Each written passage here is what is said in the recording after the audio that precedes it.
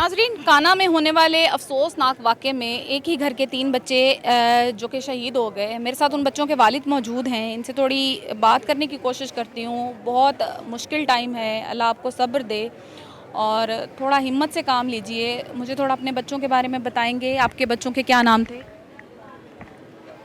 एक का नाम अरूज, दूसरी का नाम दूसरे बच्चा एक अब्दुल्ला है।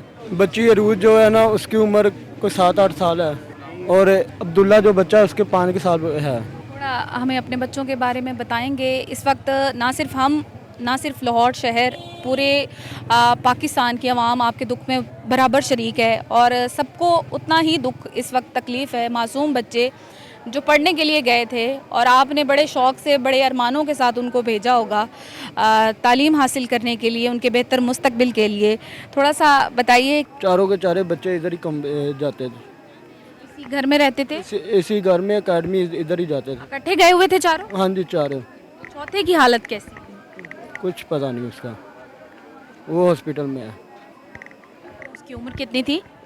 उसकी उम्र 10-11 साल।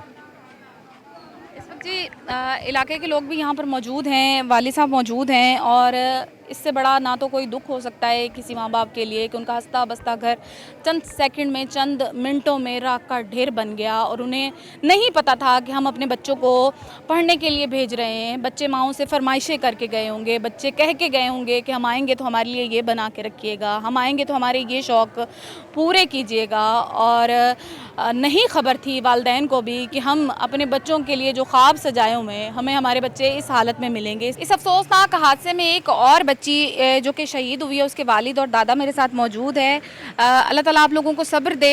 मुझे बताइएगा कि आपकी बेटी का नाम क्या था? तस्बीहा शहजाद। तस्बीहा कितने टाइम से एकेडमी जा रही थी? तकरीबन 3 साल से। 3 साल से इसी जगह पर। और साथ उसके बहन भाई भी थे? भाई भी जाना है ना। भाई ठीक है? हाँ भाई ठीक, वो चोटें लगी पर वो ठीक है अभी।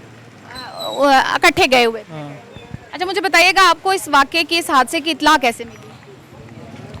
बच्ची के उधर छाते गिरी तो बच्चा महल्ले का आया, उसने बताया इधर वो छोटे भाई होनी है थे सी, ठीक है। वो फिर सारे गए, मैं तो ड्यूटी पे था। आप ड्यूटी पे? हाँ। अच्छा, मुझे बताइएगा कि बेटी जिसकी डेथ हुई कितने साल की है? 8 साल की। 8 साल की। किस क्लास की स्टूडेंट? 2 की। सुनने में आ रहा था कि घर के ऊपर कोई बिल्डिंग बन रही है, लेकिन घर की हालत देखी तो इंतहाई खस्ता हालत थी। आपने कभी जज किया था कि घर इतनी पुरानी हालत का है, खस्ता हालत का है, खुदा न खास्ता इस तरह का कोई हादसा भी हो सकता है? इशू ही कोई नहीं है, कोई काबू के आलम नहीं है किसी को, कम से कम 40-50 बच्चे पढ़ते उधर। इसी तरह से है। तो अभी अंदाजन कितने बच्चे थे जो मौके पर मौजूद थे आज? तकरीबन 30-35। 24 ਬੱਚੇ ਸੀ ਜਦੋਂ ਅਸੀਂ ਕੱਢੇ ਹੈ ਨਾ, ਜਿਹੜੇ ਵੀ ਦੂਸਰਾ ਵਿੱਚੋਂ ਦਵਾ ਦਾ ਹੱਥਾਂ ਨਾਲ ਹੀ ਮਿੱਟੀ ਕੱਢੀ ਹੈ, ਉੱਤੇ ਟਾਇਲ ਲਵਾ ਰਹੇ ਸੀ। ਪਹਿਲਾਂ ਮਿੱਟੀ ਪਾਈ ਉਹਨਾਂ ਨੇ, ਮਜ਼ਦੂਰ ਲੱਗੇ ਸੀ। ਇਹ ਜਿਵੇਂ ਬਾਅਦ ਚ ਸਾਨੂੰ ਜਿਵੇਂ ਪਤਾ ਲੱਗਾ, ਉਸ ਤੋਂ ਬਾਅਦ ਉਹਨਾਂ ਨਾਲ ਲੈਂਦੇ ਬੱਚਿਆਂ ਨੂੰ ਕੱਢਿਆ। ਜਿਹੜੇ ਉਸ ਟਾਈਮ ਬੇਹੋਸ਼ ਉਹ ਲੈ ਗਏ ਆ। ਕੋਈ ਦੂਸਰਾ ਥੋੜੀ ਦੇਰ ਬਾਅਦ ਕਿਸੇ ਦੀ ਡੈਥ ਹੋ ਗਈ ਹੈ ਜਾਂ आप मौके पर मौजूद थे? ਹਾਂਜੀ। ਉਸ ਮੌਕੇ ਤੇ ਅਸੀਂ ਜੋ ਤਲਾਹ ਮਿਲੀ ਹੈ ਉਸ ਟਾਈਮ ਅਸੀਂ ਪਹੁੰਚੇ ਉੱਥੇ। और आपकी बच्ची की मौके पर डेथ होगी कि हॉस्पिटल? ਉਹਦੀ ਬਾਅਦ ਦੇ ਵਿੱਚ ਕੋਈ 10-12 ਬੱਚਿਆਂ ਤੋਂ ਬਾਅਦ ਉਹ ਨਿਕਲੀ ਹੈ। ਜਦੋਂ ਥੱਲੇ ਮਿੱਟੀ ਦੇ ਥੱਲੇ ਉਹ ਇੱਥੋਂ ਤੇ ਲੈ ਗਏ ਦਵਾ ਦਾ ਹਸਪਤਾਲ। ਉੱਥੇ ਜਾ ਕੇ ਜਦੋਂ ਐਮਰਜੈਂਸੀ 'ਚ ਗਏ ਤਾਂ ਉਹਨਾਂ ਨੇ ਕहीं ਦੀ डेथ हो गई। पहली तो बात ये है, जिस तरह की इतनी गंदी बिल्डिंग थी उसके अंदर तो बच्चों को एजुकेशन में मैं कहता हूँ ये बहुत गलत काम हुआ है। दूसरी बात जो है, जब मौका पे रेस्क्यू पहुँची है तो रेस्क्यू वालों के पास ऑक्सीजन ही नहीं थी।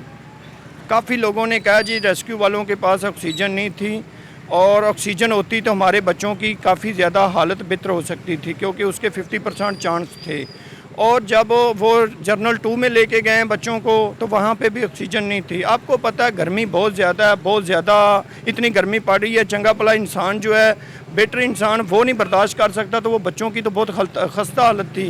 तो मैं इसी मौके पे यही गवर्नमेंट को मैसेज दूंगा कि एक तो वज़ीर तलीम साहब हैं हमारे राना सिकंदर याद साहब, उनको ये चाहिए कि इस तरह के जो निज़ाम है इसको बिल्कुल बंद कर दें।